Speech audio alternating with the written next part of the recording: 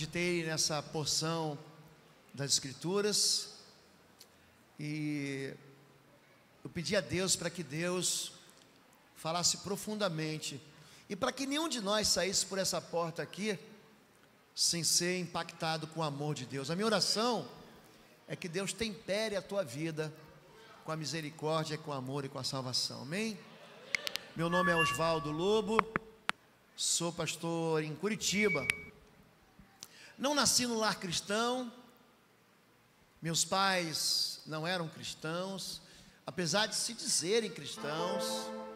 Nós vivíamos uma vida muito distante daquilo que Deus sonhava para a gente.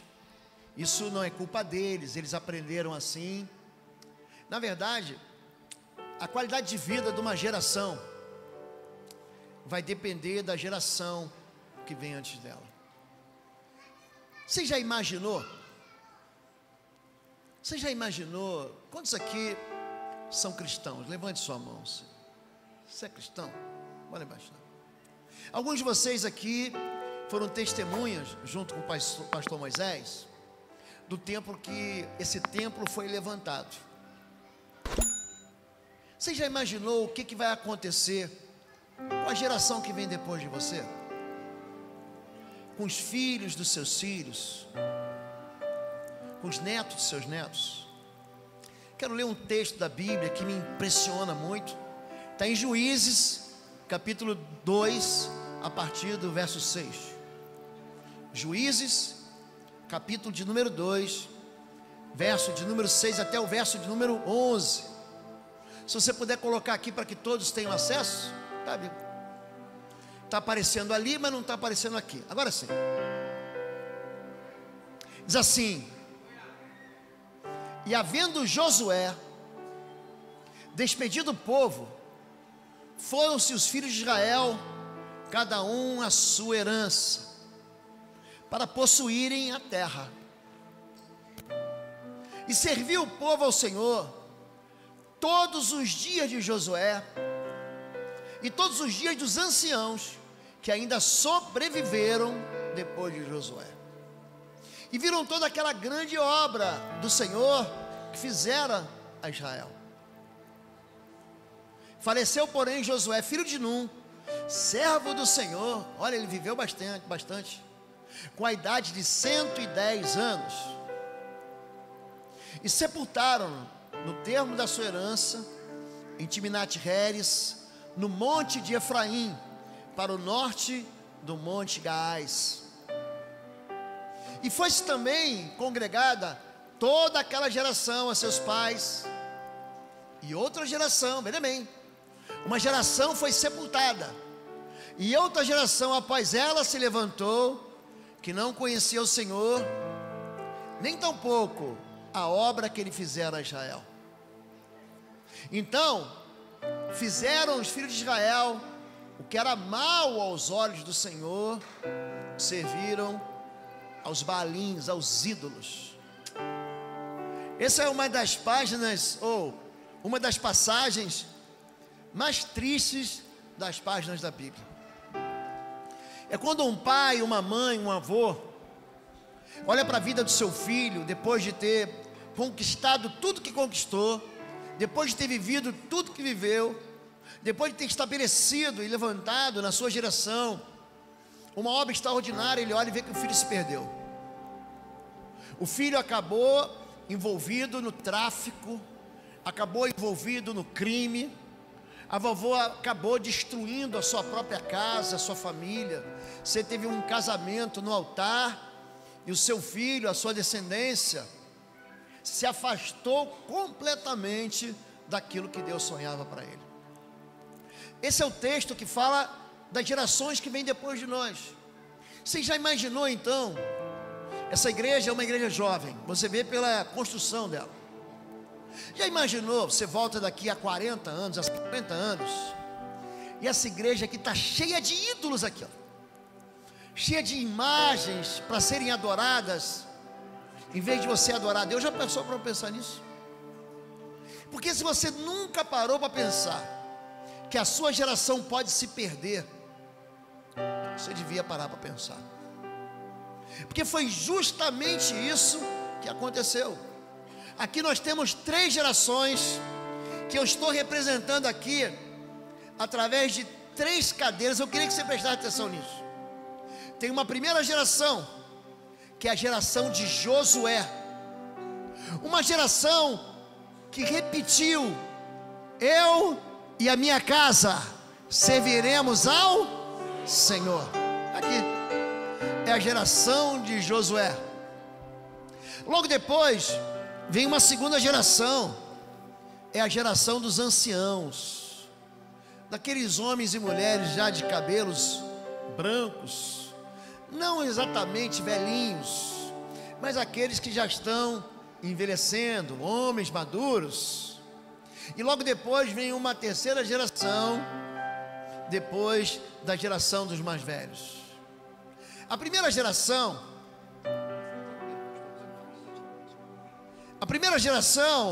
serviu a Deus. Está aqui, ó. Ela está sentada aqui. A segunda geração também serviu a Deus. Mas aí vem uma terceira geração que se desvia e serve aos Baalins, serve aos ídolos. E eu quero dar nomes para essas gerações. Essa geração aqui, ó, não é perfeita não, mas é uma geração que tem compromisso com Deus, está comprometida com Deus. Existe uma última geração, que é uma geração que tem descompromisso total com Deus, é uma geração em crise. Eu fui criado até os meus 14 anos no Rio de Janeiro, por isso que eu tenho sotaque, apesar de morar em Curitiba há 24 anos, e lá a gente tinha uma maneira de se referir aquelas pessoas que parecia que estava jogando, mas não estava. Então você sabe, a gente ia jogar bola, aí era um time com camisa, um time sem camisa, aí tirava para o ímpar, normalmente os 2 craques do time, Messi e Cristiano Ronaldo, Neymar e Gabigol, e ali eles tiravam o time e tinha aquele que a natureza marcava ele, essa era a expressão. Falava assim: fulano é café com leite. Vocês conhecem essa expressão, café com leite? É aquela pessoa que parece que está fazendo alguma diferença, mas não faz diferença nenhuma. Então eu tenho a geração compromisso, eu tenho a geração crise, e aqui no meio eu tenho uma geração café com leite. A geração de Josué, essa geração que repetiu: eu e minha casa serviremos ao Senhor, é uma geração que passou 40 anos no deserto, mas viu os milagres de Deus, viu pão chover do céu, viu água voltar da rocha. Foi a geração que entrou pelo Jordão e tomou posse da terra da promessa, uma geração que viu as muralhas de Jericó caírem, uma geração que repartiu entre si a Palestina e as planícies de Gibeão, uma geração vencedora. E logo depois dessa geração se levanta ou assume uma geração que não viu milagre, mas que conhecia os milagres que Josué contava. Essa geração conhecia a Deus de ouvir falar. Essa geração é a geração que se junta com Jó e diz: antes eu te conhecia de ouvir falar, agora meus olhos veem o Senhor. Essa geração nunca viu a Deus, nunca viu as obras de Deus, não viu as muralhas de Jericó caírem, não viu o Jordão abrir, e eles não passaram a pé seco pelo mar vermelho, mas eles conheciam a história que seus pais contavam. Mas alguma coisa acontece nessa geração, que as notícias de Deus não são passadas para essa geração aqui, e essa geração não serve mais a Deus. Essa geração serviu a Deus, a primeira geração, a geração compromisso. A segunda geração serviu a Deus convenientemente. Aí veio uma terceira geração que não serviu a Deus, mas serviu aos ídolos. Se eu estivesse ministrando sobre finanças, eu diria: pai rico, filho nobre, neto pobre. Compromisso, café com leite, crise. Essa geração é uma geração que ora, que Deus ouve e que Deus responde a sua oração. Essa geração, ela não ora, mas pede para essa geração orar. Papai, ora por mim. Mamãe, ora por mim. Olha, o meu avô conhecia a palavra de Deus, a minha mãe tinha uma fé inabalável, a minha mãe clamava a Deus e Deus fazia milagres. Meu pai falava com Deus de uma maneira e Deus respondia a ele através de sinais e maravilhas. Essa geração não ora, mas essa geração pelo menos pede para a geração anterior orar.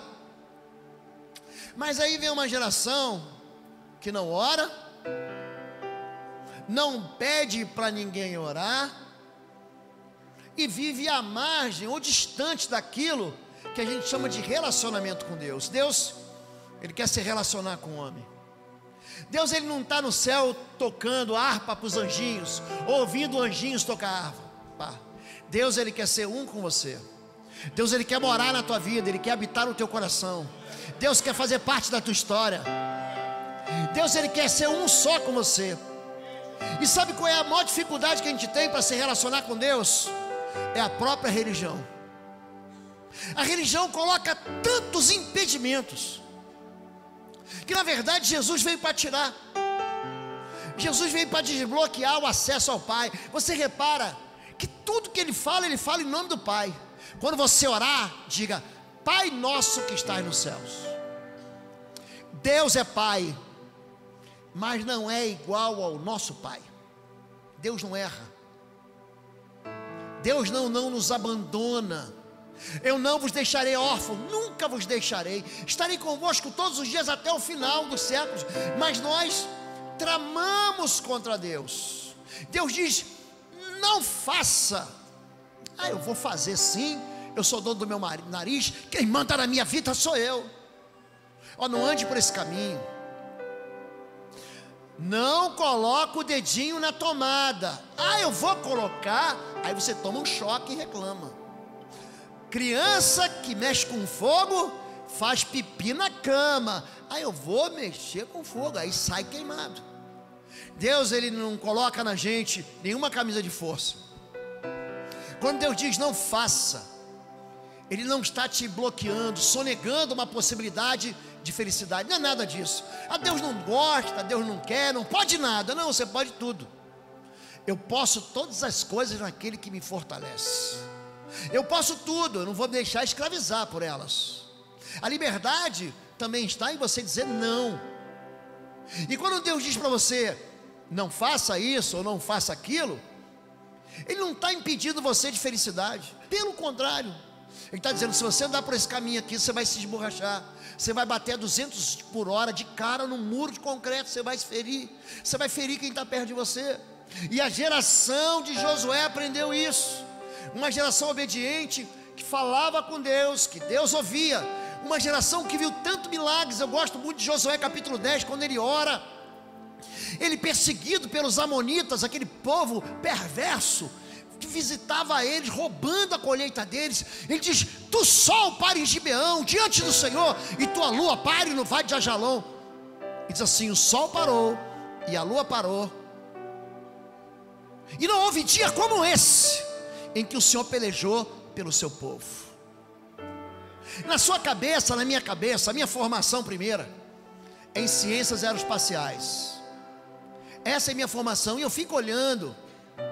Quando você olha para as constelações, para a poeira cósmica, para os buracos negros, você vê de um lado Andrômeda, é a galáxia vizinha, a 2,5 milhões de anos-luz de distância da Terra, ou da nossa Via Láctea, que é a nossa constelação.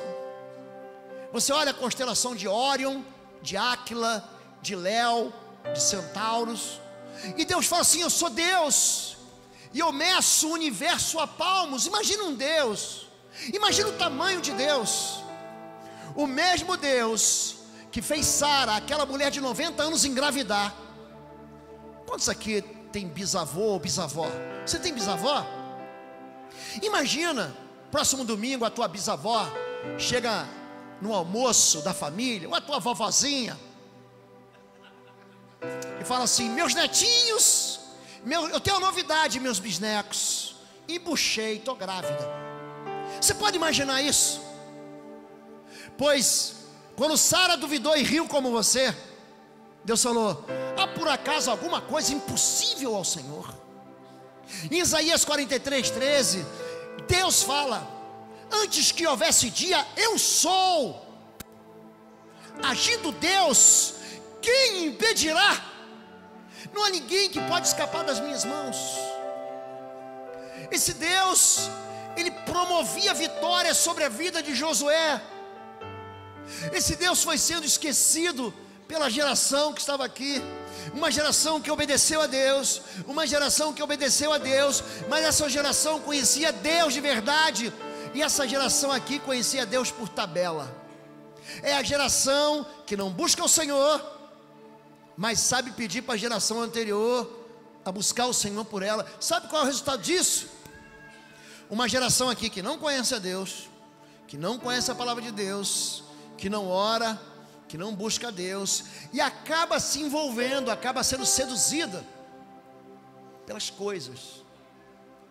Gente que adora coisas.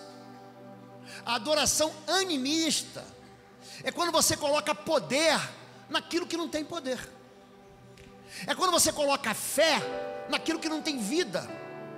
É gente que coloca fé no copo d'água, coloca fé no óleo ungido, coloca fé na rosa, e esquece que Deus é o dono de todo o poder. A palavra de Deus diz: uma vez disse Deus, duas vezes ouvi, o poder vem de Deus. Em Atos capítulo 19, a palavra de Deus diz que Deus fazia milagres pelas mãos de Paulo. Não eram as mãos de Paulo, era Deus na vida ou nas mãos de Paulo. Deus vai abençoar você, para que você abençoe as próximas gerações. Deus dá autoridade e virtude para você através do seu Espírito Santo, para que você abençoe e ensine o caminho e aponte a direção de Jesus para as próximas gerações. Essa geração conhecia Deus. Essa geração não conhecia Deus, mas conhecia o Deus da geração anterior. E essa geração não conhecia nada. Josué, sim, ele senta aqui. Aí vem uma geração que às vezes é e às vezes não é. Jesus chama isso aqui de trigo, está dentro da igreja. Jesus chama isso aqui de joio. Aqui vocês plantam trigo na região, plantam soja, vocês têm muitas plantações. Você vem andando na estrada de Maringá para cá, eu vim ontem, falei: meu Deus, os campos estão prontos para a ceifa, está prontinho para a colheita. Só que quando você planta o trigo, sobe junto com o trigo um negócio chamado joio, que é igualzinho ao trigo, mas não é trigo. É um negócio que os jovens não vão conhecer, mas os mais velhos vão entender muito bem. É o Denorex. Parece que é, mas não é. Parece que é crente, pastor. Parece que ele é cristão, mas ele não vive que nem um cristão. Na igreja ele é uma bênção, em casa ele amaldiçoa, ele grita, ele é estúpido, ele é cavalo, ele é um mão de vaca, miserável, mesquinho, falador. Pensa num homem porco, pastor. Pensa num homem que, em vez de abençoar a gente, ele é um cavalo. Pensa num homem que não fala com doçura, que não diz um eu te amo. Pensa numa mulher linguaruda. Pensa numa mulher crítica, fofoqueira, maledicente. Pensa numa mãe, pastor, que é violenta com os filhos, que é agressiva. Na igreja é uma benção, se veste de santo, ora com autoridade, talvez essa pessoa esteja do seu lado, não cutuca ele não. Deus já está falando com ele. Essa geração aqui é joio, parece trigo, mas não é trigo. Sabe qual é o resultado? Tem uma geração aqui que é erva daninha. Trigo, joio e erva daninha. Uma geração que conhece a Deus, uma geração que não conhece a Deus, mas pede para a geração anterior conectar com Deus, e uma geração que não conhece nada. Aqui, gente, sentou um homem chamado Abraão. Abraão é chamado de amigo de Deus. Ele pega no dia mais difícil da vida dele, Deus faz uma prova com ele. Olhe para mim, Deus ele te prova para te aprovar. E quando você lê Gênesis capítulo 15, você fica assustado. Deus fala para ele assim: Abraão, pega o teu filho, teu único filho. Não é que ele tinha 10 filhos, ele tinha apenas um filho, e oferece ele para mim no monte que te mostrarei. Aquele homem, ele leva o filho, ele está a ponto de sacrificar o próprio filho. E quando ele vai sacrificar, o anjo diz: não faça isso. Agora eu sei que você teme ao Senhor, e porque você não me poupou, diga poupar. Você poupa aquilo que você gosta demais, que tem preço para você, que tem valor para você. Tem gente, hoje, estamos em agosto, que tem pedaço de chocolate de ovo da Páscoa que abriu lá na Páscoa em abril. Tem ou não tem, gente? Está guardado.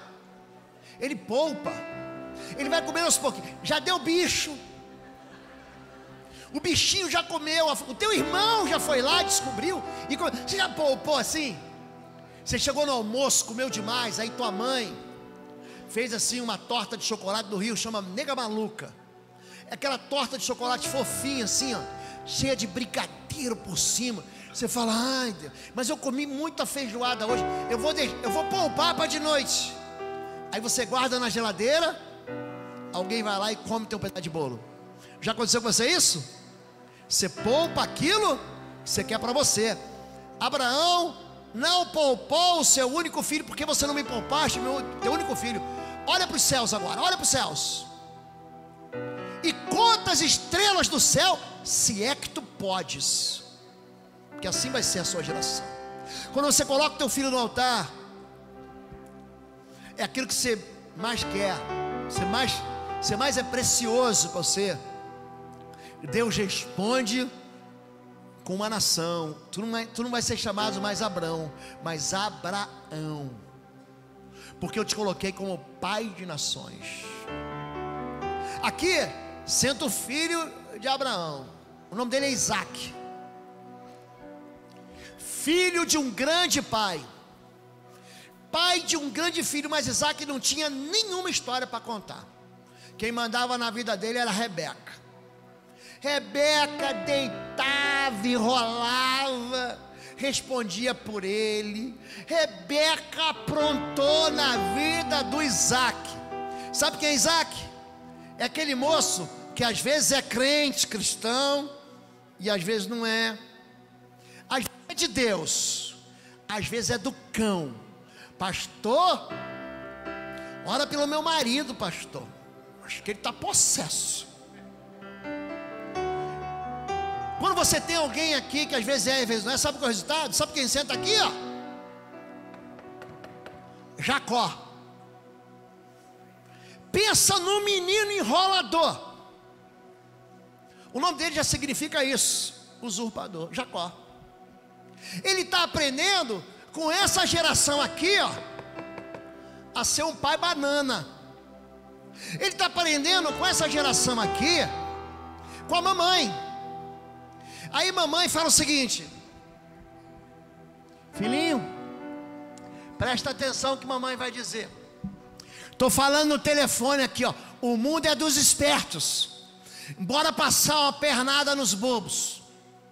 Bora enganar os trouxas. O filhinho está aprendendo com a mamãe a enganar todo mundo. Engana o pai, engana o irmão. Gente, esse menino aqui, mente para o papai, e ele está pensando que vai se dar bem. Escuta o que eu vou dizer: Deus não abençoa o pecado, Deus não abençoa a mentira, Deus não abençoa o adultério, Deus não abençoa o roubo, Deus não abençoa pecado. Por mais que você queira ser abençoado, a bênção segue algo chamado obediência. Em ti serão benditas todas as famílias da terra. Eu bem sei que a bondade e a misericórdia do Senhor te perseguirão todos os dias da sua vida. Bendito serás ao entrares, bendito serás ao saíres, bendito serás no campo, bendito serás na cidade, bendita a obra das suas mãos, bendito seus celeiros. Quando Deus fala isso em Deuteronômio 20, Ele está dizendo assim: se você obedecer, a tua vida vai prosperar. Mas Jacó desobedece, mente para o pai, está pensando que está roubando a bênção do irmão.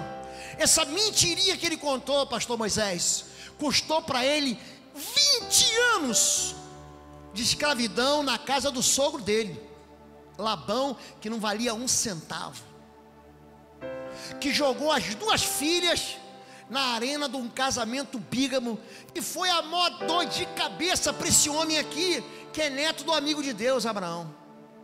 Pastor, mas no final, Jacó foi sentar aqui, ele se encontra com Deus num lugar chamado Peniel, lugar que ele se encontra com Deus face a face, num lugar que hoje é Jordânia, no val do rio chamado Jaboque, do lado do rio chamado Quirete. Ali ele se encontra com Deus, mas ele tem um trabalho. É a única vez na Bíblia, escute isso, única vez na Bíblia que um anjo do Senhor perde uma guerra. Jacó lutou com o anjo do Senhor, ele lutou com Deus e com os homens e prevaleceu. É a única, aliás, foi um empate técnico ali, né? Anjo de Deus não perde guerra. E é por isso que Deus dá ordem aos seus anjos. A respeito de quem? De todo mundo? Não, gente.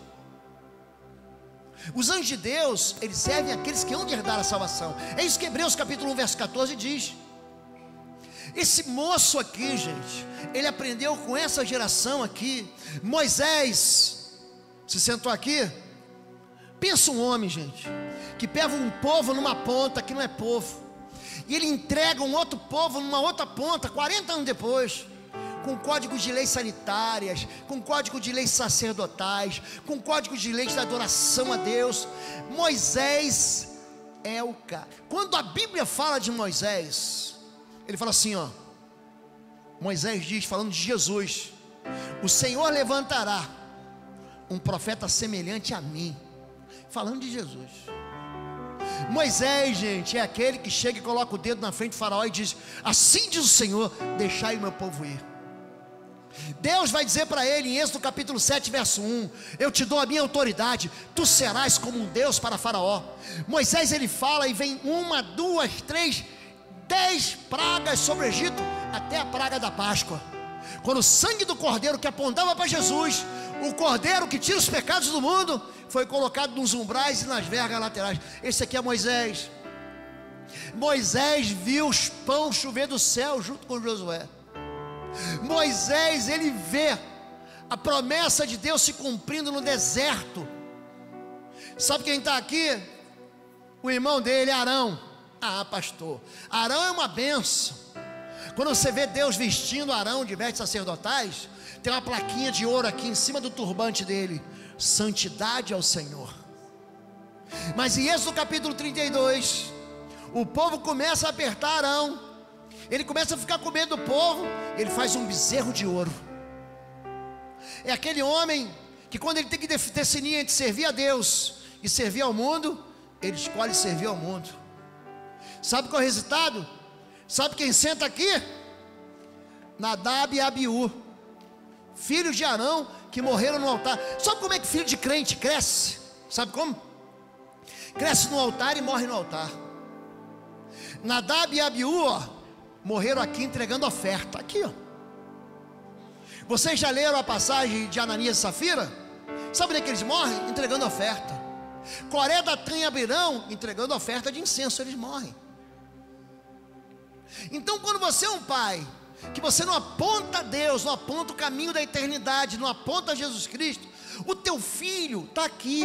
Tem gente que pega na sua casa e dá um cartão vermelho para Deus: eu não quero saber de pastor nessa casa, eu não quero saber de crente nessa casa. Tem gente que vem para o culto obrigado pela esposa, obrigado pelo marido, obrigado pelo pai, e está achando que está fazendo um favor a Deus para estar na igreja. Querido, você não faz ideia do que é andar com Deus. Enquanto a nossa vida fica emporcalhada no pecado, enquanto a nossa vida fica ligada na sujeira, enquanto a nossa vida vive divorciada de Deus, nenhuma promessa de Deus toca em nós. Quando nós vivemos uma desobediência sistemática, a tragédia, o drama vai seguindo a gente de geração em geração. Aqui, gente, se sentou um homem chamado Eli, era um sacerdote. 1 Samuel conta a história dele. E ele amava a Deus, mas ele amava os filhos. Os filhos dele roubavam das ofertas do altar. Gente, Deus fica tão decepcionado com ele e falou assim: teus filhos se tornaram execráveis, porque me roubaram as minhas ofertas. Gente, sabe quem senta aqui? Nadab e Abiú, filhos de Eli, que morreram no embate contra os filisteus. A geração se perdeu, a geração morre, a geração é abortada. Eu faço evangelismo nas cadeias públicas, pastor, é impressionante. Você chega lá e vai distribuir o Novo Testamento, pastor, não pode ser Gideão. Sabe aquela turma que coloca aquela bíbliazinha azul nos hotéis, leva para as escolas? Chamam-se Gideões. E eu vou junto: não, pastor, vai com a gente, você fala lá, você prega no culto. Aí você vai lá, e tem um lugar chamado Solitária. São áreas dentro das cadeias, dentro das prisões, que os bandidos mais ferozes, até os bandidos têm medo desses bandidos, eles ficam na Solitária. Uma vez eu entrei lá e falei assim: a paz do Senhor, é chegado o reino dos céus. E tinham 9 ou 8 solitários, já não recordo. A paz do Senhor. Quando eu falei isso, um dos presos já me xingou: sai daqui, seu isso, seu aquilo, vai embora, eu não quero ninguém aqui. Eu falei: calma, só vim orar por vocês. Aí o outro gritou: pastor, ora por mim que eu não aguento mais ficar aqui dentro. Eles dentro de buracos, dentro das prisões. Eu falei: vou cantar uma canção. Eu não sei se você conhece a canção. Diz assim, me ajuda aí: solta o cabo da nau. Você conhece? Toma os remos nas mãos e navega com fé em Jesus, e então tu verás que bonança se faz. Vocês,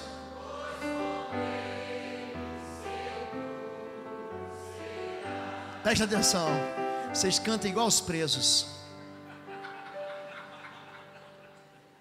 Os presos sabiam essa canção. Uma pessoa que nunca colocou os pés numa igreja crente não conhece essa canção. Aí eu perguntei assim: qual é o seu nome? Isaac. Isaac estava lá. Qual é o seu nome? Salomão, Davi, Paulo, Pedro. Estavam os discípulos: Tiago, João, Natanael. Qual é o teu nome? Melquisedeque. Quem eu, miserável, que dá o nome do filho de Melquisedeque? É crente. É crente. Dentro da prisão estavam os nossos filhos. Dentro da jaula, o que tem de cristão dentro da prisão da jaula, presa 1, 2, sentenciado a 20, 25 anos, um quarto de século, filhos nossos que se perdem. E eu digo para você, preso em vícios, a maioria das pessoas que sofrem hoje com aprisionamento em vício de álcool, aprenderam a beber em casa, aprenderam a beber socialmente. A maioria das pessoas que vivem hoje dramas no seu casamento, aprenderam a desonestidade, a deslealdade dentro de casa. Eu me lembro, meu filho fez uns 10 anos, estava lendo a Bíblia, aí ele vê lá um personagem bíblico que tem 4 esposas: Bia, Zilpa, Lia e Raquel. E quando ele olhou aquilo, falou: pai, quando eu crescer, eu posso ter 4 esposas? Espertinho. Eu olhei para ele e falei assim: vem cá, deixa eu ver uma coisa aqui. Baixa o teu short aí, quero ver uma coisa. Quantos pintos você tem? Aí disse: 1. Eu falei: pois você vai ter uma esposa só. Aí ele: agora eu entendi. E se eu tivesse 4 pintos? Você poderia ter 4 esposas, mas tem uma só. Falhei uma ajudadora idônea, uma só. Quando o pai, ele não ensina o filho, quando a mãe não ensina o filho se perde. Hoje os nossos filhos, em vez de aprender em casa, estão aprendendo na internet, no Facebook, no Instagram, no TikTok, no YouTube, e sabe lá mais aonde, porque é uma desconexão geracional. A última palavra, o último versículo do Antigo Testamento, que prepara a gente para receber Jesus no Novo Testamento, há uma conexão entre a Antiga Aliança e a Nova Aliança, o Antigo Testamento, o Novo Testamento. Gente, ele fala assim: ele converterá o coração dos pais aos filhos e dos filhos aos pais. Malaquias capítulo 4, verso 6. Para que eu não fira a terra com a maldição. São famílias que estão esperando, ou estão vivendo, a expectativa de famílias destruídas, amaldiçoadas, porque se divorciaram de Deus, porque andam distante de Deus. Davi sentou bem aqui, ó. Davi é chamado de um homem segundo o coração de Deus. Davi é o cara. Davi, com 14 anos, ele tinha lutado com o leão, tinha lutado com o urso. Você imagina hoje a vara da infância, da juventude, chamando o pai de Davi: ô Jessé, estou sabendo que teu filho está entrando dentro de jaula de leão. Quando um leão, quando o urso vem contra as ovelhas, eu cuido. Eu sou de menor, hein? Tenho 14 anos, sou de menor. Está trabalhando. Nunca imagina, 14 anos trabalhando. Que crime é esse? Essa criança devia estar na escola. Ele já estava saindo no tapa, dando rabo de arraia em leão e urso. Ele vence o gigante Golias. Ele é um homem que escreve 72. Olha, Davi, ele escreve só de salmos, 72 salmos da Bíblia, 72 capítulos da Bíblia. Quem escreve é Davi. 166 capítulos da Bíblia é dado para esse personagem. É por isso que Jesus é chamado de filho de Davi. O cego de Jericó grita: Jesus, filho de Davi, descendência de Davi, raiz de Davi, tem misericórdia de mim. Esse homem, ele é capaz de viver o sobrenatural com Deus. Aí sabe quem senta aqui? O filho de Davi, Salomão. Olha que o caldo vai tramar. Ah não, pastor, Salomão, ele fala: Deus me dá sabedoria. Deus deu sabedoria para ele, preste atenção. Cuidado, você que está em cima, com a sabedoria sem temor do Senhor. Davi foi um homem que o coração dele era só de Deus. Deus olhava para a direita, ele olhava. Deus olhava para a esquerda, ele olhava também. Salomão é muito sábio, e o diabo odeia a gente inteligente. Perdão, o diabo adora a gente inteligente, ele odeia a gente obediente. Pensa no de inteligente, ele tem todas as razões lógicas para desobedecer a Deus. O obediente fala: porque está escrito eu vou fazer, porque é mandamento eu vou cumprir, porque é conselho do Senhor eu vou obedecer. Salomão juntou para si 1000 mulheres.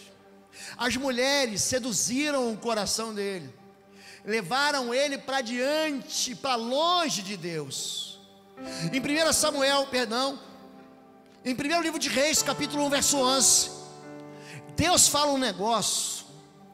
Ele fala assim: por que você foi tão nécio? Ele pega os ídolos de Canaã, Moloque, aqueles demônios deploráveis, coloca dentro de Jerusalém para satisfazer a necessidade das suas esposas. E ele fala o seguinte: eu vou rasgar o reino da tua mão, vou entregar a outro que vem depois de você. Gente, pensa um homem que tinha inteligência. Ele escreveu Provérbios, Cantares de Salomão, escreve Eclesiastes. Ele dá conselho para todo mundo, menos para ele mesmo. Ele conhece a Bíblia. Não, isso eu já conheço, pastor, Jesus, eu sei. Mas ele não obedece.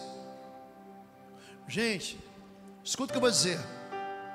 O juízo é maior para quem recebe mais. Aqui todo mundo sabe ler e escrever.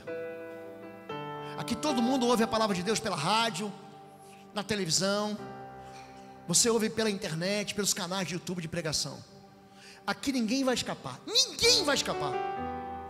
Se você não se arrepender e não entregar sua vida a Jesus, não tem escapatória. Oi, gente, um rápido intervalo. Você que ainda não é membro, seja membro do canal para nos abençoar. Dá um like, compartilha. E se você quer crescer em libertação e batalha espiritual, vai lá na nossa loja www.institutoexodo.com. Os nossos livros estão lá que vão fazer você crescer nessa área e se tornar um valente na batalha. Deus te abençoe. Não, pastor, eu fui bonzinho. Você não vai ver um versículo da Bíblia que diga que o bonzinho vai para o céu. Você também não vai encontrar nenhum versículo da Bíblia que diga que o mal vai para o inferno. O critério não é esse, querido. A tua passagem para o céu, a tua ida para longe de Deus, depende de uma coisa só: aliança com Jesus Cristo. Pois todos quantos receberam, deu-lhe poder de serem feitos filhos de Deus. Pastor, mas isso é uma injustiça. É mesmo. Você tem razão. Jesus morreu no teu lugar sem ter pecado. Uma injustiça. Porque Deus preferiu entregar o seu próprio filho. A Bíblia diz: olha só o tamanho do amor de Deus. Ele não poupou o seu próprio filho para que você não fosse excluído. Se houvesse uma pessoa nesse mundo, uma só, e essa pessoa fosse você, ainda assim Jesus viria e morria no seu lugar.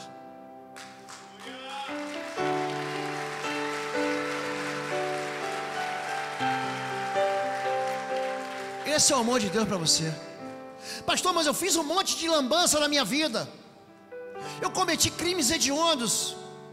Que do único pecado que não é perdoado é o pecado contra o Espírito Santo de Deus. E você está aqui hoje é porque você não pecou contra o Espírito Santo de Deus. Aqui se sentou Salomão, um homem que às vezes é e às vezes não é. Sabe quem senta aqui? O filho dele, neto de Davi, Roboão. Uma desgraça, rachou o reino com 3 dias de reinado. Pof, uma guerra civil. O reino do norte vai embora, o reino do sul fica com 2 tribos.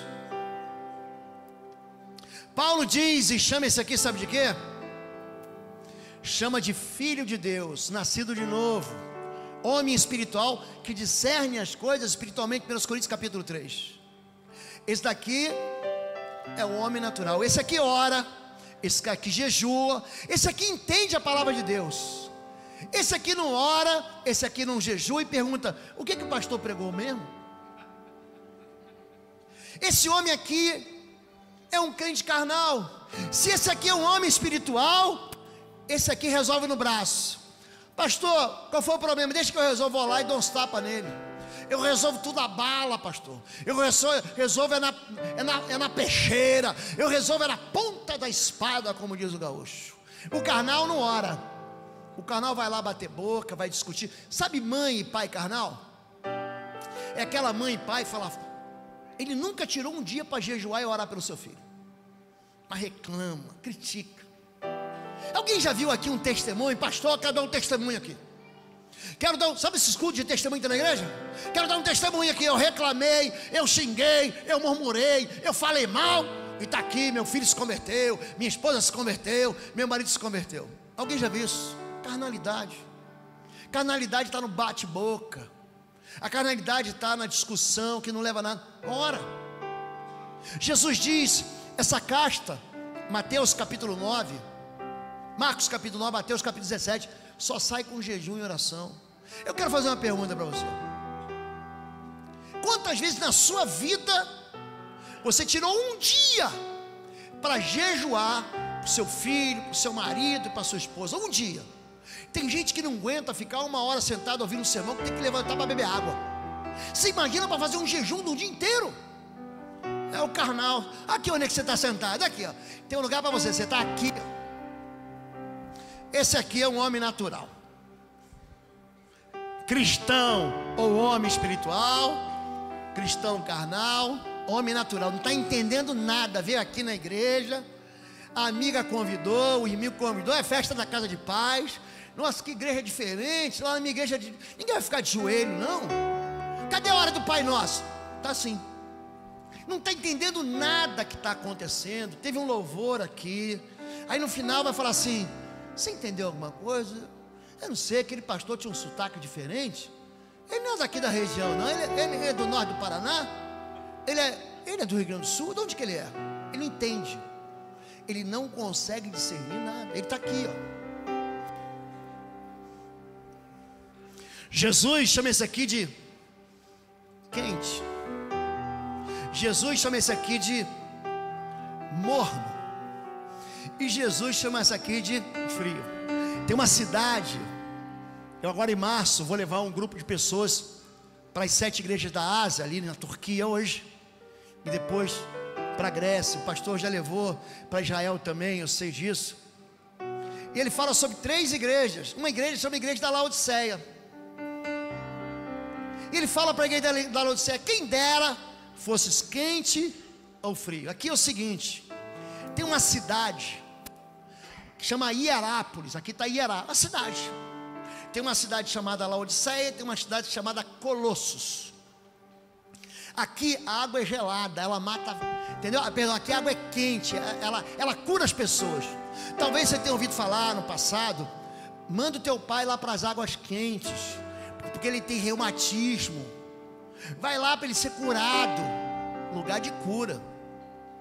Aí essa água que vinha do lugar quente, ela vinha esfriando. Quando chegava em Laodiceia, ela estava morna. E quando ela andava mais um pouco, ela estava gelada aqui em Colosso, para matar a sede. Água gelada mata a sede. Qual o problema? É que aqui no meio a água está morna. E o que Jesus fala da água morna? Ele diz: vomitar-te-ei da minha boca, porque é morno.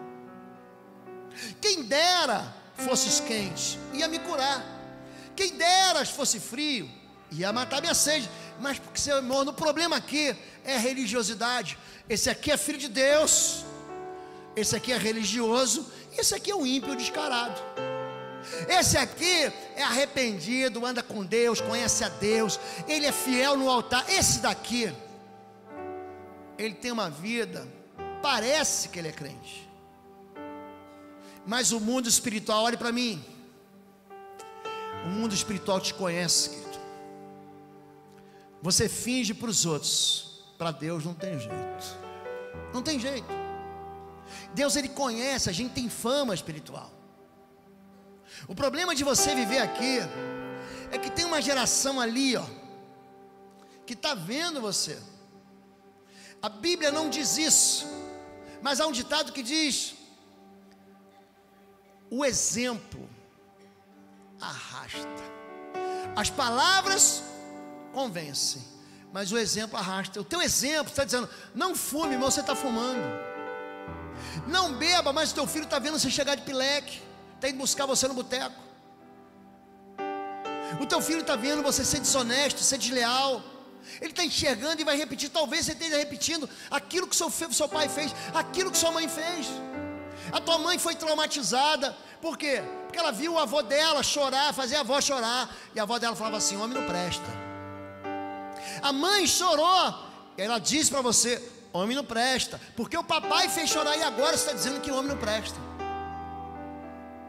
Então quer dizer, você aprendeu errado, você fez escolhas erradas, e você fez uma determinação na sua vida, que algo que não é verdade se tornou uma mentira. O nome disso é sofisma.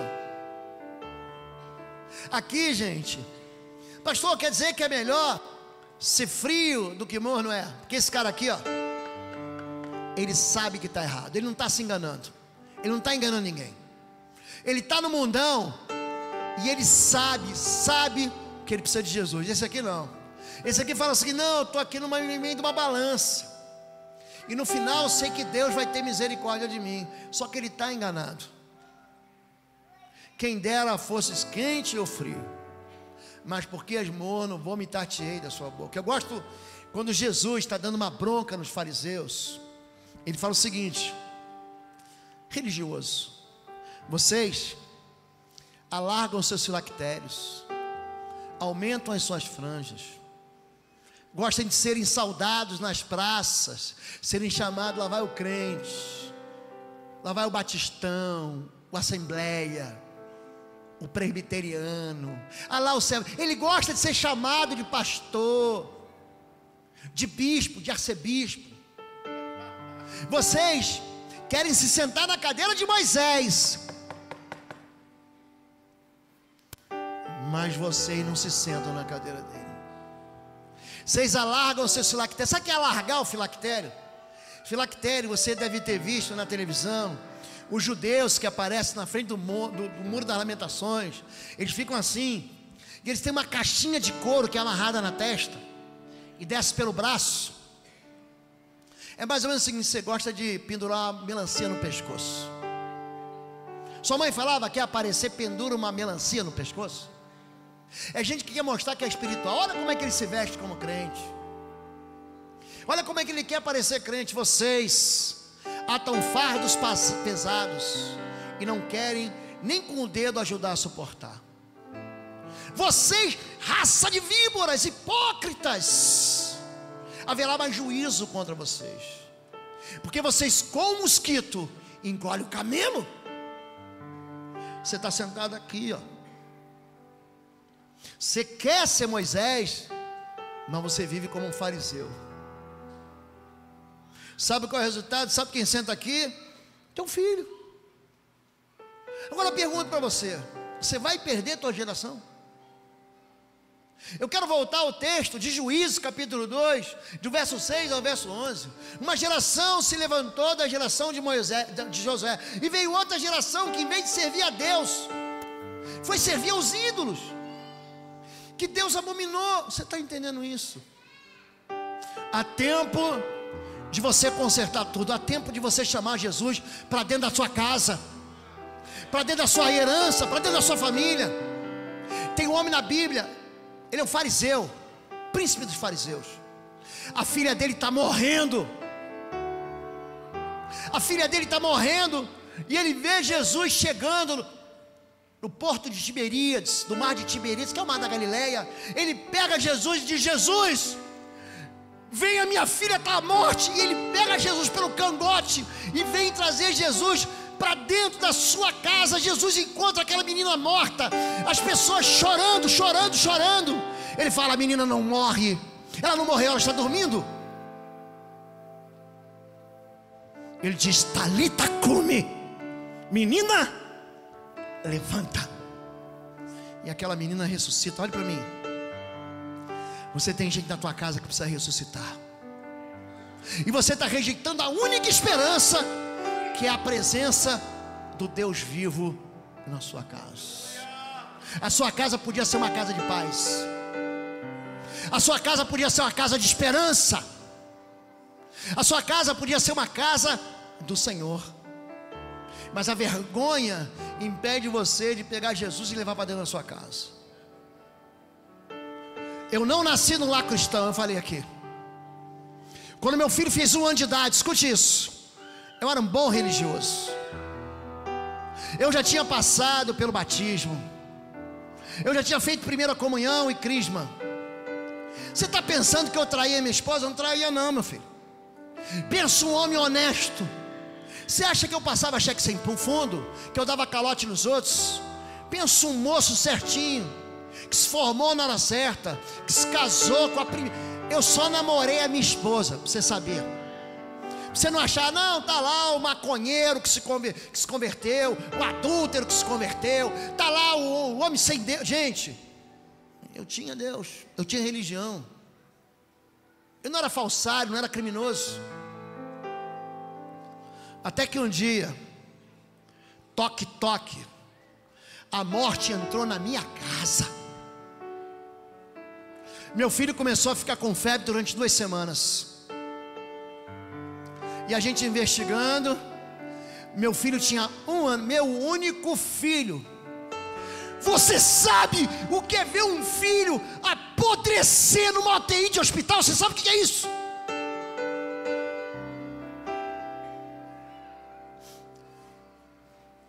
O médico falou para mim: tem tratamento, mas não tem esperança. Quando você é assaltado com a notícia de que o teu filho tem câncer, você deixa de ser religioso na hora. Você para de fazer essas orações medíocres, essas orações repetidas. Gente, meu coração se abriu para Deus. Eu falei: Senhor, Tu és a única esperança. Ele entrou num tratamento muito, mas muito duro. No meio do tratamento ele parou de andar, parou de falar. Foram fazer o exame, a quimioterapia. Ela entrava, chamava quimioterapia intratecal. Entrava na coluna. Você tinha que segurar ele, aquele menininho de 1 ano abaixado. Aquela agulha calibrosa furava a pele, furava a carne, entrava dentro da coluna dele para jogar a quimioterapia ali dentro. Ele num momento, uma vez na dor, ele falou: Pai, socorro! Sabe quando você se encontra com Deus? Quando a tua fábrica de ídolos vai à falência. Quando você descobre que teus ídolos não servem para nada. E o médico fez o exame e falou assim: ó, tá aqui. Houve uma lesão cerebral no seu filho. E tá lá. O cérebro dele, 2 limões assim, ó, calcificados. A própria quimioterapia atingiu o cérebro dele e destruiu o cérebro dele. Mas ele falou assim: se ele viver, ele nunca mais vai andar. Escute agora aqui, vocês estão em cima também. Deus é Deus de vida, não é Deus de morte. Ele vem para trazer vida e vida em abundância. Eu cheguei em casa com aquela tomografia, eu não sei o nome daquilo. Fui ler a Bíblia, e lá na Bíblia Jesus encontra com um cego de nascença. No capítulo 9 do Evangelho de João. O garoto não tinha o globo ocular. Aí Jesus pega barro, cospe no barro e faz 2 olhinhos de barro, coloca no olho do menino e fala o seguinte: vai lá e lava os teus olhos no tanque de Siloé, sul de Jerusalém. O menino vai, quando ele volta vendo. Eu falei: é isso. O mesmo Deus do Gênesis, que fez o ser humano do barro. Ele fez os pés do barro, as pernas do barro, o abdômen do barro, a cabeça do barro, os olhos do barro. O mesmo Deus do Gênesis é o Deus que se fez carne, que nasceu do ventre da Virgem de Nazaré e que estava no meio deles e ninguém percebia. Eu sou o caminho, a verdade e a vida. Eu sou a ressurreição e a vida. Aquele que crê em mim, ainda que esteja morto, e viverá. Eu sou o pão da vida. Aquele que crê em mim jamais terá fome. Aquele que vem a mim jamais terá sede. Eu sou a luz do mundo. Aquele que crê em mim verá. Eu sou a videira verdadeira. Aquele que está colado em mim vai produzir fruto. Jesus era aquele que eu esperava.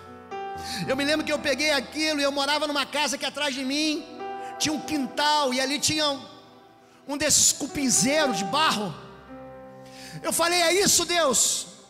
E eu cheguei, chutei, eu piquei aquele cupinzeiro, eu peguei barro, eu falei: Deus, tá aqui barro, Deus, dá um cérebro novo pro meu filho.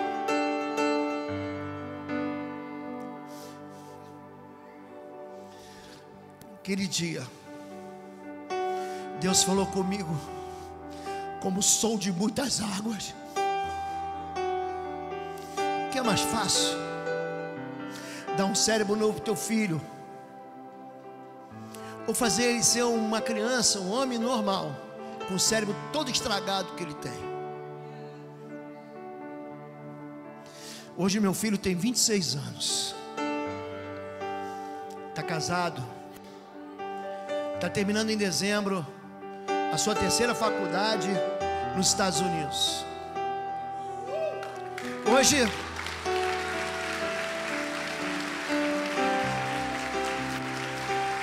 Hoje meu filho se casou e me deu uma neta linda chamada Maria Vitória.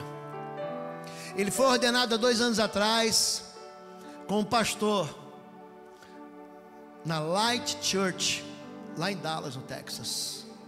Mas essa história não é uma história para mim, é uma história para você. Deixa Deus entrar na tua casa. Joga fora os ídolos. Confia no Senhor. Eu gosto de Davi. A diferença de Davi para Salomão é muito clara. Ele fala: para onde me irei do teu Santo Espírito? Se eu subir ao céu, o sol vai estar. Se eu descer ao inferno, o Senhor vai me sustentar. Salomão chama Deus de juiz. Olha, serve ao Senhor no dia da tua mocidade, porque vai ter dias que Ele vai trazer tudo a juízo. Deus, querido, Ele quer que você sente aqui, ó. Talvez você chegue aqui hoje e fale: primeira vez que eu entro numa igreja, pastor. Tá bom, pastor, eu sei que eu estou aqui, ó. Eu sei que eu estou aqui. Eu vou até tirar essa cadeira aqui, para você não escolher a cadeira errada. Mas deixa eu sentar nessa cadeira aqui, pastor. Vamos começar assim de uma maneira light. Deus chama isso aqui de quê? De morno, gente? O que Deus vai fazer com morno, gente? Vomitar. Não, esse aqui não é o lugar certo. Ó, o lugar certo é aqui. Chama compromisso. Diga compromisso. Para você sentar aqui, você não precisa ser perfeito, porque você é imperfeito, e toda fiel corintiana sabe disso. Toda torcida, seja lá para quem você torce inteira, sabe que você é imperfeito. Eu vou sentar aqui, ó. Davi sentou aqui, gente, e ele quebrou todos os mandamentos menos um. Qual foi o mandamento que ele não quebrou? Ele amou a Deus com todo o seu coração, com toda a sua alma, com todo o seu entendimento.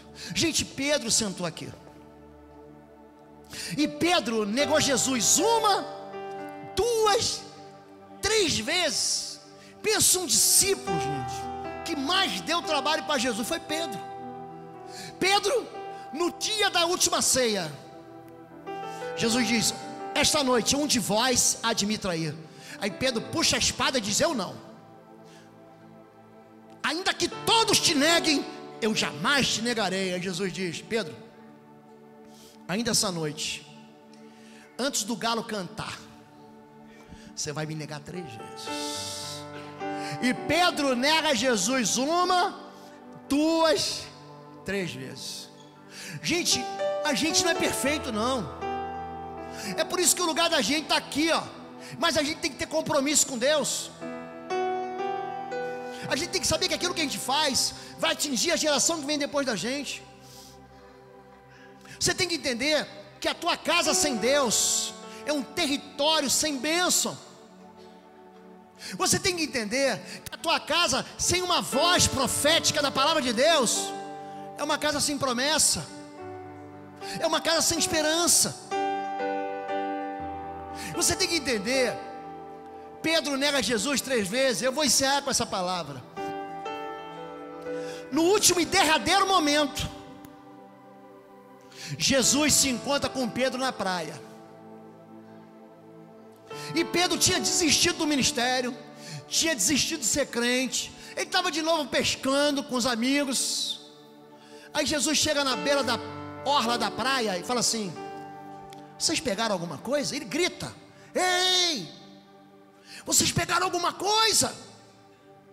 E está lá Pedro, João, Tiago, dentro de um barco. Eles gritam: não. Aí Jesus fala: joga a rede do lado direito. Olha a vida sem Jesus, como é que é um fracasso. Passaram a noite inteira sem pegar nada. Quando eles jogam a rede, que a rede vem carregada de peixes, João diz: é o Senhor. E Pedro, que tinha negado Jesus 1, 2, 3 vezes, ele mergulha e vem nadando. E ele creu então na promessa que ao terceiro dia Jesus ia ressuscitar dos mortos. Quando eles chegam na praia, Jesus já preparou peixe e pão para eles. Imagina um café da manhã assim, com um peixinho fritinho, um pãozinho tostado. está todo mundo feliz, porque o Senhor está lá. Mas Pedro, aquele pão fica engasgado na goela.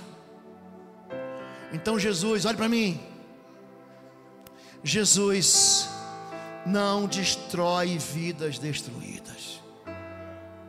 Jesus não vai julgar nem condenar Pedro. Fala assim: Pedro, vem cá.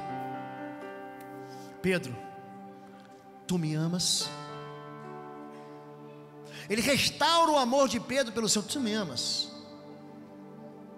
O que Deus está fazendo hoje aqui é restaurando o teu amor por Ele. Talvez você tenha decepcionado Jesus, você tenha fracassado e negado Jesus a tua vida inteira, negado a Jesus no teu trabalho, na tua casa, na tua família, onde você foi, ninguém reconheceu você como filho de Deus. Mas hoje Jesus tem um encontro contigo, querido, querida. Tu me amas? E Pedro diz: eu te amo, Senhor. Então cuida dos meus cordeirinhos. Essa palavra no grego, a palavra amor é ágape. Tu me ágape, tu me ama com amor perfeito. Pedro responde assim: eu te filéu. É uma outra palavra para amor, mas significa eu te adoro, ou eu te amo com amor meio quebrado, meia sola. E Jesus pergunta pela segunda vez: Pedro, tu me ágape? E Pedro responde: Senhor, eu te filéu. E Jesus pergunta para a terceira vez e muda o verbo: Pedro, você me filéu? Ele diz: Senhor, tu sabes que eu só sei e consigo te amar com esse amor filéu. Ele fala: então Pedro, vem, cuida dos meus cordeirinhos. Eu aceito o teu amor imperfeito. O que eu não aceito é você ser duas caras. Eu não aceito é que você desfie o rosário. Eu não aceito que você reze o terço. Eu não aceito que você ore, mas no momento seguinte a tua palavra está cheia de palavras frívolas. A tua boca está falando palavrão, a tua boca está desgraçando a vida dos outros. Isso eu não aceito. O que eu não aceito?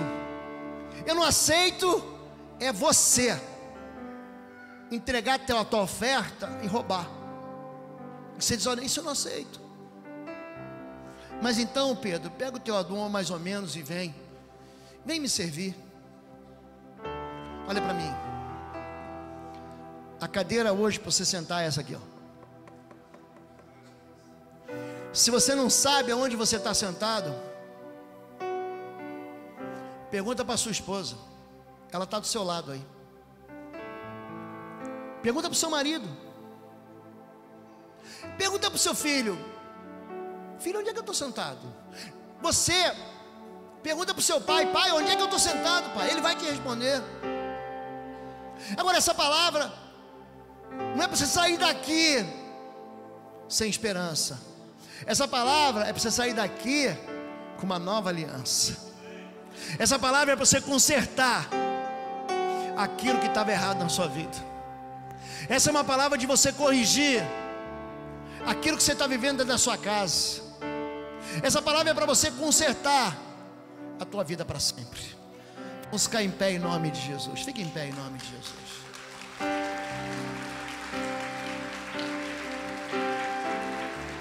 O Deus que curou meu filho está aqui essa noite. Jesus de Nazaré, o Cordeiro de Deus que tira os pecados do mundo, está aqui. Quando 2 ou 3 se reúnem em meu nome, eu estou no meio de vós. Ele está aqui.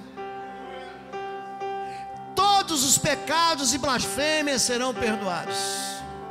Sabe o que não vai ser perdoado? A dureza do teu coração.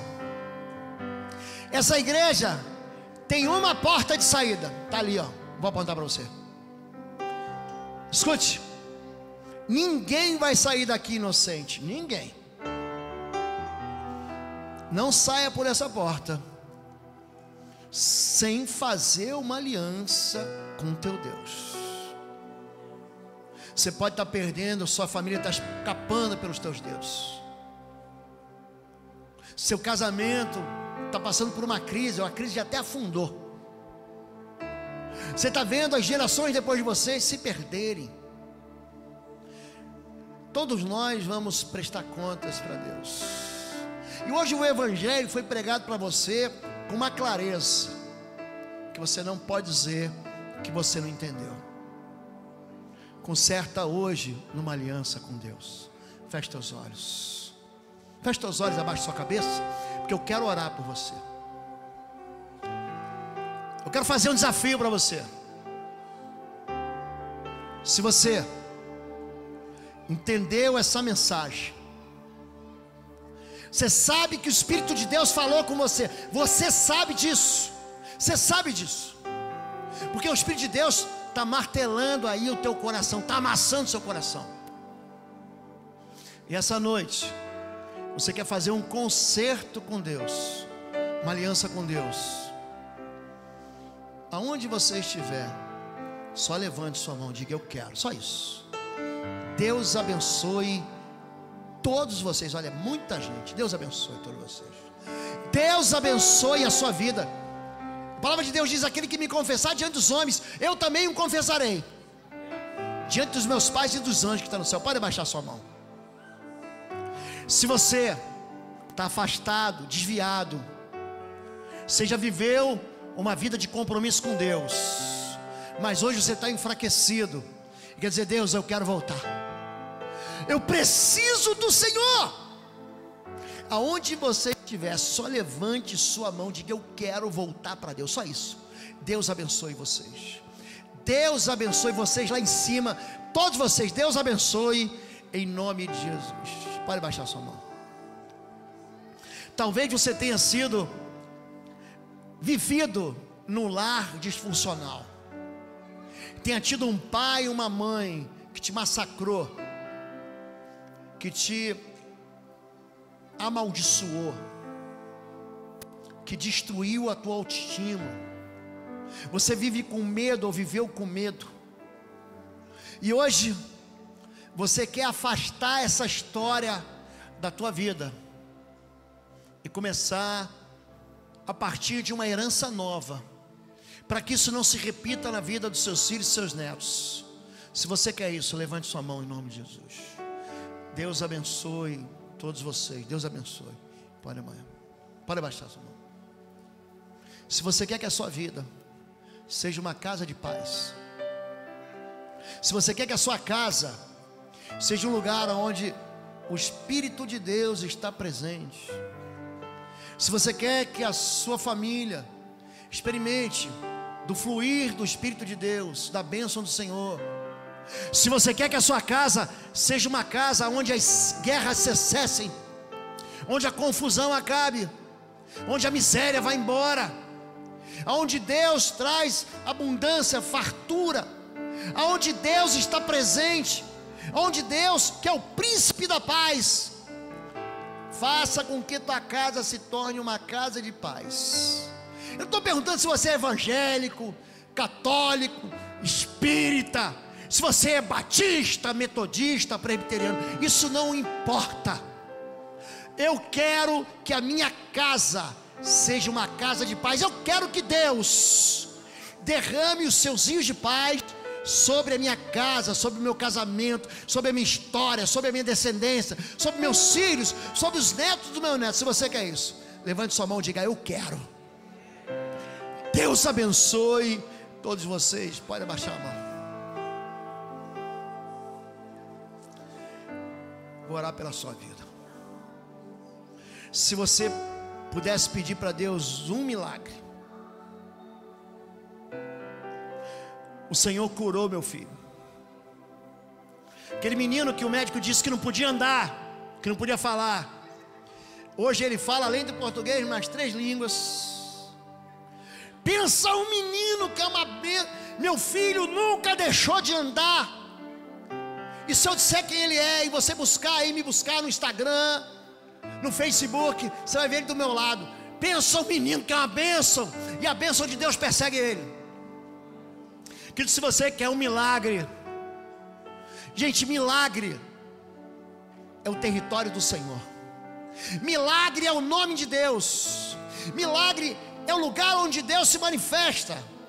Pode ser um milagre na tua vida pessoal, afetiva, na sua casa. Pode ser uma libertação de um vício. Pode ser uma restauração de um relacionamento, de um laço quebrado. O milagre pode ser você ter recebido aí uma notícia: os médicos te desenganaram. Querido, haverá alguma coisa, portanto, impossível, Senhor? O impossível está na tua cabeça, está na tua mente, porque para Deus não há nada impossível. E se você, eu quero chamar os pastores aqui à frente. Pastor Moisés, vem cá. Cadê os pastores? Vem cá, pastor. Você sobe aqui, pastor Anderson, pastor Paulinho, outro pastor Paulinho. Os pastores da igreja, vem aqui. Nós vamos orar por vocês. Tem alguma pastora presente da igreja? Tem? Sobe aqui, pastora da igreja. Você que tem fé. A partir dessa semana, você vai abrir tua casa como lugar aonde Deus vai se manifestar, e aonde Ele vai colocar o seu trono para reinar num lugar de paz. E se você levantou sua mão por qualquer motivo, ou se você não levantou a sua mão, mas você quer que a gente ore por você, nós vamos aqui levantar a mão para vocês. Vamos orar pela sua vida. Enquanto nós cantamos uma canção, você vai sair do seu lugar, você vai vir aqui à frente. Eu queria que você perguntasse assim para a pessoa que está do teu lado. Pergunta para ele assim: você quer ir lá na frente comigo? Pergunta para ele. Se ele quiser, fala assim: então vem comigo que eu vou contigo. Traz o teu amigo, traz o teu irmão. Vamos cantar, venham todos à frente e nós vamos orar em nome de Jesus. Você pode cantar a canção? Nós vamos orar com os olhos abertos, colocando a mão sobre a cabeça das pessoas, tá bom? Impondo as mãos e liberando uma palavra de Deus. Eu posso orar? Deixa eu me dar a sua bênção. Sai do seu lugar, vem cá, vem bem para cá, para dar espaço para todo mundo. Você está doente, enfermo, você é soro positivo, tem um caroço aí. Teu filho está perdido, o traficante está ameaçando ele está numa UTI, numa cama de UTI, ele está fazendo um tratamento, não importa o tamanho do problema, o Deus Todo-Poderoso, o nome dele é Pai da Eternidade, é Príncipe da Paz, está aqui. O nome dele é Verbo da Vida. Querido, diga para Deus o milagre que você quer. Não fale para Deus assim: Deus me abençoa. Não é isso. Diga para Ele o que você precisa, exatamente o que você precisa. Vamos cantar. Agora diz para Deus aí: qual o milagre? Diz para Deus que você precisa de perdão. Diz para Ele. Só você e Deus. Diz para Deus que você precisa perdoar. Diz para Deus que você precisa se perdoar. Diz para Deus que você quer Deus. Deus, eu preciso do Senhor tocando nas minhas gerações. Pega o que você quer agora. Eu queria que você colocasse assim nas suas mãos, ó, que nem eu estou fazendo aqui, ó. Bota assim, ó, na tua mão e levanta para o Pai. Pode levantar. Levanta para você entregar para Ele. E você vai orar comigo. A palavra de Deus diz: se tu no teu coração creres e com a tua boca confessares, será salvo. Diga assim: Senhor meu Deus. Diga com fé. Diga com fé. Aquele que pede, peça com fé e nada duvidando. Diga: Senhor meu Deus, em nome do teu Filho Jesus, eu confesso que o Senhor Jesus é o meu Rei, o meu Salvador, o meu Redentor e o Senhor da minha vida. Eu faço uma aliança inquebrável com o Senhor meu Deus, e eu desautorizo todas as alianças passadas em nome de Jesus. Eu me purifico no sangue da cruz e eu estabeleço a autoridade do Senhor na minha vida, na minha família e na minha casa. Diga: minha casa é casa do Senhor. A minha casa é casa de paz, é casa de esperança, é território de Deus. E todo mal bata em retirada, em nome de Jesus. Diga assim: Deus, eu te entrego o meu milagre. Segura firme na tua mão, diga: o meu milagre está aqui. Diga para Deus o que você precisa. Diga para Deus exatamente o que você precisa. Diga: esse é o meu clamor no teu altar. Diga para Ele: esse é o meu clamor, esse é o meu milagre. Agora faz assim, ó, entrega para Ele assim, ó.